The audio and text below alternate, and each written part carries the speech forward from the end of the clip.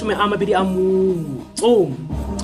Moraka tseo di seke tsa ba tsa tloha pela hao. Boloka bohlale le kutlwisiso, mme e tla ba bophelo moyeng wa hao le kgabiso molaleng wa hao. Ke moo o tla tsamaya o ntse o tiile tseleng ya hao.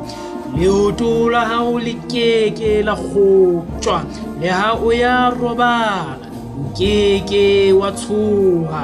Ha o se o kgalehile, boroko ba hao bo tla ba monate. O keke wa tshaba letshoso le sehloho, le ha e le sefefo se tlang ho timetsa ba babe.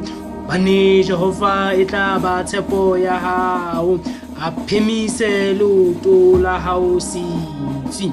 Ya nang le tokelo o seke wa lesa ho mo etsa ka molemo. Ha ho le matleng a hao, o seke wa re ho wa heno tsamaya, o tle o boye ho sasane, ke tla o neha. Athe seo a se hlokang se teng ho wena. O seke wa rera wa heno ka bobe, ha a ntse a ahisane le wena ka kgotso. O seke wa tsekisana le motho fela ha a sena molato le wena.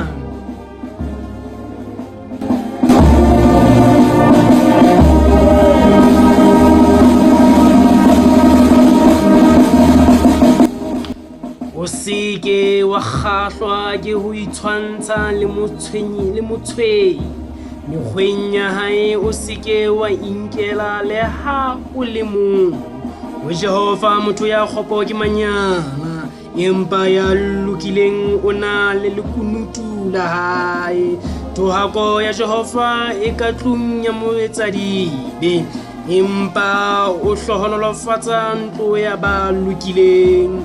Basomi o ba soma ruri, empa o hauhela ba ikokobetsang.